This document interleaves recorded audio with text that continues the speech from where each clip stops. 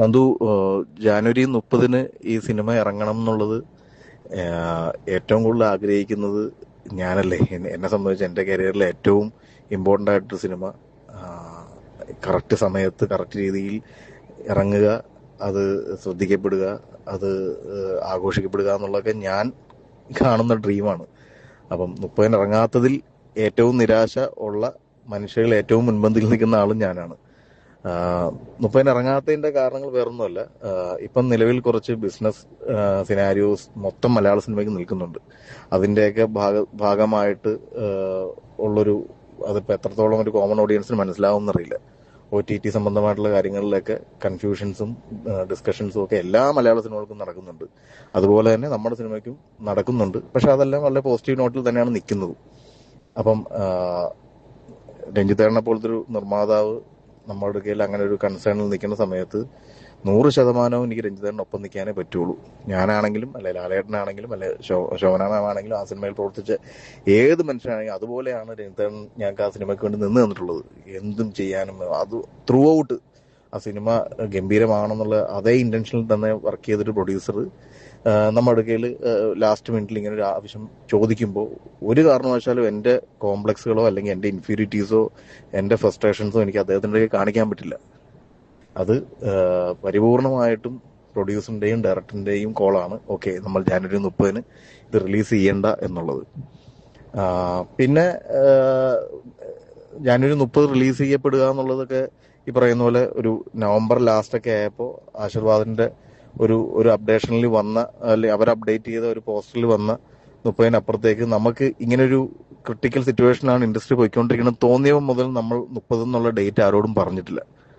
നമുക്കും കൺസേൺ ഉണ്ടായിരുന്ന കൺഫ്യൂഷൻ. എന്നാലും നമ്മൾ ഈ കഴിഞ്ഞ ആഴ്ച വരെയും 30 ഇറക്കാനുള്ള രീതിയിൽ തന്നെയാണ് എല്ലാ ടീസർ സെൻസർ ചെയ്തതും നമ്മുടെ ബാക്കി പ്രൊമോഷൻ കണ്ടന്റുകൾ ചെയ്തതും എല്ലാം അങ്ങനെ തന്നെയായിരുന്നു. പക്ഷെ അൺഫോർച്ചുനേറ്റ്ലി അത് നമുക്ക് ചെയ്യാൻ പറ്റില്ല.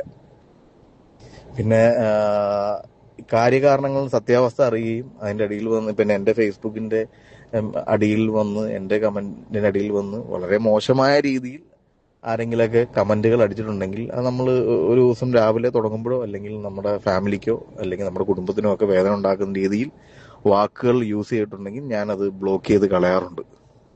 അത് എനിക്കറിയില്ല അത് എന്തുകൊണ്ടാണ് അങ്ങനെ പ്രവണത ഉണ്ടെന്നുണ്ടെങ്കിൽ. ഞാൻ അങ്ങനത്തെ കാര്യങ്ങളോട് യൂസ്ഡും അല്ല, ഇനിയൊട്ട് യൂസ്ഡ് ആകാൻ താല്പര്യവും. ടോക്സിക് ആയിട്ടുള്ള കാര്യങ്ങൾ കഴിയുന്നതും അല്ലെ ടോക്സിക് ആയിട്ടുള്ള ഈ വരുന്ന ആളുകളൊക്കെ വളരെ ജെന്യുവൻ ആയിട്ടുള്ള ലാലേട്ടൻ ഫാൻസ് ആണെന്ന് തോന്നില്ല. വളരെ ജെന്യുവൻ ആയിട്ടുള്ള ഒരുപാട് ലാലേട്ടൻ സൗഹൃദങ്ങൾ, ഫാൻസിന്റെ സൗഹൃദങ്ങൾ നമുക്കുണ്ട്. അവരോടൊക്കെ ഞാൻ വളരെ ജെന്യുവൻ ആയിട്ട് തന്നെ എല്ലാം സംസാരിക്കാറുണ്ട്.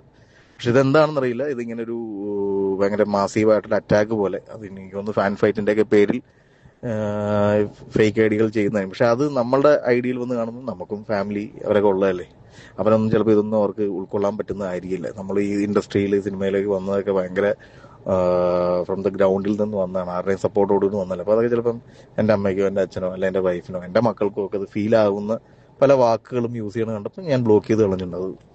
അത് മനുഷ്യനായതുകൊണ്ടാണ്. അല്ലാണ്ട് ഇപ്പം നിങ്ങളൊക്കെ ഒരുപാട് ലാലേട്ടൻ ഫാൻസ്, നമ്മളൊക്കെ തമ്മിൽ എത്രയോ വട്ടം സിനിമയെ പറ്റിയൊക്കെ സംസാരിക്കുന്നു. അല്ലെങ്കിൽ അല്ല ഇപ്പൊ ഈ സംസ്ഥാന സെക്രട്ടറി അല്ലെ പ്രസിഡന്റുമാർ അവർ ഈ ലാലേട്ടൻ ഫാൻസ് എന്ന് വിളിക്കുന്നത് വളരെ ജെന്യുവനായിട്ടും വളരെ സുതാര്യമായിട്ടും സിനിമയെ പറ്റിയൊക്കെ പ്രൊമോഷൻ സ്ട്രാറ്റജീസ് വരെ ഞാൻ വളരെ കൃത്യമായിട്ട് പറയാനുള്ളൂ. പക്ഷെ ഈ ടോക്സിക് ഐറ്റങ്ങൾ എനിക്ക് ചുമക്കേണ്ട കാര്യമുണ്ടെന്ന് തോന്നുന്നില്ല. പിന്നെ സിനിമയുടെ കേസിൽ സിനിമ എപ്പോൾ ഇറങ്ങിയാലും അത് നല്ല രീതിയിൽ വരുമെന്നും അത് നന്നായിട്ട് വന്നിട്ടുണ്ടെന്നും ഉള്ളൊരു ആത്മവിശ്വാസം ഉണ്ട്. അത് ഞാൻ ഭയങ്കര കോൺഫിഡന്റ് ആണെന്നോ അല്ല ഇങ്ങനെ നെഞ്ചും പിരിച്ചിറങ്ങാമോ അങ്ങനെയൊന്നും അല്ല ഞാൻ പറയുന്നത്. ഞാൻ വളരെ വളരെ സിൻസിയർ ആയിട്ടാണ് സിനിമയെ അപ്രോച്ച് ചെയ്തേക്കുന്നത്. എൻ്റെ കൂടെയുള്ള എല്ലാ ടെക്നീഷ്യൻസും അവരുടെ ബെസ്റ്റ് കൊടുക്കാനായിട്ട് ശ്രമിച്ചിട്ടുണ്ട്. അതിൽ അൺഫോർച്ചുനേറ്റ്ലി നിഷാദ് എന്ന് പറഞ്ഞ എഡിറ്റർ ആണ് നമുക്ക് ഇൻ ബിറ്റ്വീൻ നമ്മുടെ പോയത്. പക്ഷേ 2 ദിവസം കഴിഞ്ഞപ്പോൾ തന്നെ നിഷാദിന്റെ മരണ വാർത്ത അറിഞ്ഞ് അതിന്റെ വേദനയിൽ തന്നെ നിൽക്കുമ്പോൾ തന്നെ അതിന്റെ ഒരു തീരുമാനം എടുത്ത് പുതിയ എഡിറ്ററുമായിട്ട് വർക്കും ഒക്കെ തുടങ്ങിയതാണ്. അപ്പോൾ അതിന്റെ ഒന്നും ഡിലേകളല്ല. പക്ഷെ ഇതൊക്കെ ഈ മരണവും ഒക്കെ ഇതിൻ്റെ അകത്ത് കൂട്ടിക്കുഴച്ച് പറയുന്ന കാണുമ്പോൾ സങ്കടമുണ്ട്. ഇപ്പോൾ സിനിമ പരാജയപ്പെടുത്തിയിട്ടാണ് ഞാനിതൊക്കെ കേൾക്കുന്നതെങ്കിൽ ഞാനിതൊക്കെ കേൾക്കാൻ ഞാൻ അത് മനസ്സിലാക്കാം. പക്ഷെ ഇത് ഒരു രീതിയിലും സിനിമ ഇറങ്ങുന്നതിന് മുന്നേ ഇങ്ങനെ ഒരു ബ്രൂട്ടൽ അറ്റാക്ക് ഉണ്ടാകുമെന്ന് ഞാൻ വിചാരിച്ചില്ല. പക്ഷെ അങ്ങനെ അറ്റാക്ക് ചെയ്യാൻ ശ്രമിച്ചവരെല്ലാവരെയും ഞാൻ മാറ്റി നിർത്തിയിട്ടുണ്ട്. അതിൽ വളരെ സങ്കടപ്പെട്ട് ജെന്യുവനായിട്ട് ചോദിക്കുന്ന നല്ല നല്ല ഐഡിയകൾ അതൊന്നും ഞാൻ കളഞ്ഞിട്ട്. പക്ഷെ ഈ ഫാൻ ഫൈറ്റിന്റെ പേരിൽ നടന്ന ടോക്സിക് ആയിട്ടുള്ള ആളുകളെ ഞാൻ ബ്ലോക്ക് ചെയ്ത് കളഞ്ഞിട്ടുണ്ട്. അതാണ് ബ്രോ സത്യാവസ്ഥ. എന്ത് വന്നാലും സിനിമ ഇറങ്ങുന്ന സമയത്ത് സിനിമ നന്നാവുമെന്നും അത് നല്ല രീതിയിൽ ലാലേട്ടന് പേരുള്ളൊരു സിനിമയാകുമെന്നും തന്നെയാണ് എൻ്റെ വിശ്വാസമാണ്. നമ്മൾ എല്ലാ സിനിമയും അതേ വിശ്വാസം തന്നെയാണ് ചെയ്യുന്നത്. ഇത് നന്നായി വരട്ടെ. എന്തായാലും താങ്ക് യു ബ്രോ. ഇങ്ങനെ ചോദിച്ചല്ലോ എൻ്റെ അടുക്കൽ എന്താണ് ബ്രോ കാരണം എന്ന്. അങ്ങനെ ചോദിച്ച ആളുകൾക്ക് വളരെ വിരളമാണ്. എന്താണ് എക്സാക്ട് റീസൺ തിരഞ്ഞേട്ടാ, നിങ്ങൾ ഓക്കെ അല്ലേ എന്ന് ചോദിച്ചതിൽ ഭയങ്കര സന്തോഷം. അങ്ങനെയൊക്കെ ചോദിക്കുന്ന ആളുകളൊക്കെ ഈ കാലത്ത് ഭയങ്കര വിരളമാണ്. ഞാനും ഓക്കെയാണ്, എൻ്റെ ടീമും ഓക്കെയാണ്. പക്ഷെ ഇതുവരെയുള്ള ഈ സിനിമയുടെ പ്രോസസ്സ് എല്ലാം വളരെ പോസിറ്റീവാണ്. ഈ ലാലേട്ടൻ ഞാനും ഒക്കെ ഏറ്റവും സന്തോഷിച്ച് തന്നെയാണ് ഈ സിനിമ വർക്ക് ചെയ്തത്. പക്ഷെ ഈ ലാസ്റ്റ് മിനിറ്റ് കുറച്ച് വെകളിക്കൂട്ടങ്ങൾ എന്ന് വേണേൽ പറയാം, അറിയില്ല അതിനങ്ങനെയാണോ വിളിക്കേണ്ടതെന്ന്. അത് ലാലേട്ടന്റെ ഫാൻസ് ആണോ എന്ന് പോലും എനിക്കറിയില്ല കേട്ടോ. ഇത് ഇവര് പറയുന്നതും ഒക്കെ വേറെ, എനിക്ക് തോന്നുന്നു വേറെ ഫാൻ ഫൈറ്റിന്റെ പേരിലൊക്കെ ഉള്ള ഇതാണെന്ന് തോന്നുന്നു. ഞാൻ FFC അങ്ങനത്തെ കാര്യങ്ങളൊന്നും ഞാൻ ആക്റ്റീവ് അല്ല. പക്ഷെ എനിക്ക് കാണുമ്പോൾ അവിടെ നിന്നൊക്കെ വന്നൊരു വെകളിക്കൂട്ടം വന്ന് ചെയ്യുന്ന പോലെയാണ് തോന്നുന്നത്. അപ്പം ഒരുപക്ഷെ ഇത് സിനിമ ഇറങ്ങുമ്പോൾ പ്ലാൻ ചെയ്ത് വെച്ചിരുന്ന അറ്റാക്ക് ആയിരിക്കാം. അല്ലെങ്കിൽ എന്തായാലും ഇതൊക്കെ നമ്മൾ ഒരു ലാലേട്ടൻ സിനിമ ചെയ്യുമ്പോൾ ഇതൊക്കെ ഫേസ് ചെയ്യണമായിരിക്കും. ഞാൻ ഫേസ് ചെയ്യാൻ തയ്യാറാണ്. അതൊന്നും എനിക്ക് പ്രശ്നമുള്ള കാര്യങ്ങളല്ല. പക്ഷെ അറിയില്ല എന്താണ് ഇങ്ങനെ ഒരു അറ്റാക്ക് എന്ന്. എനിവേ ബ്ലോക്ക് ചെയ്തു എന്നുള്ളത് തെറ്റാണോ ശരിയാണോ എന്നറിയില്ല. പക്ഷെ എനിക്ക് അങ്ങനെ ഒരു നെഗറ്റീവ് കാണാൻ ആഗ്രഹിക്കുന്നില്ല ഞാൻ ഒരു രീതിയിലും. കാരണം ഞാൻ അതിന് മാത്രം ഒരു വലിയ അപരാധം ചെയ്തു എന്ന് എനിക്ക് തോന്നുന്നില്ല.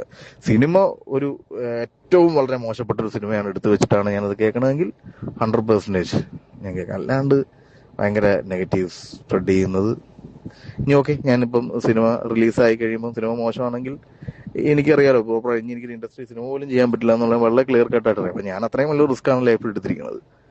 അപ്പം പ്രത്യേകിച്ച് ഇങ്ങനത്തെ ഒരു ഫാൻ ഇപ്പം ഇതിനു മുമ്പുള്ള സിനിമകളിലൊക്കെ LJP ഒക്കെ വളരെ ഗംഭീരമായിട്ടുള്ള സിനിമകൾ എക്സിക്യൂട്ട് ചെയ്തെങ്കിൽ പോലും ഈ ടോക്സിക് ഐറ്റങ്ങൾ വന്ന് ഒരുപാട് മാനസികമായിട്ട് അദ്ദേഹത്തെ വേദനിപ്പിച്ചിട്ടുണ്ടാവുമല്ലോ. എന്തിനാണ് അതെന്ന് എനിക്കറിയില്ല. നല്ല സിനിമയാണെങ്കിൽ സപ്പോർട്ട് ചെയ്യാൻ, നല്ലതല്ലെങ്കിൽ നിങ്ങൾ ആസ് യൂഷ്വൽ ചെയ്യുന്ന പോലെ നിങ്ങൾ എഴുതി കൊല്ലുക, അത്രേ പറയാനുള്ളൂ.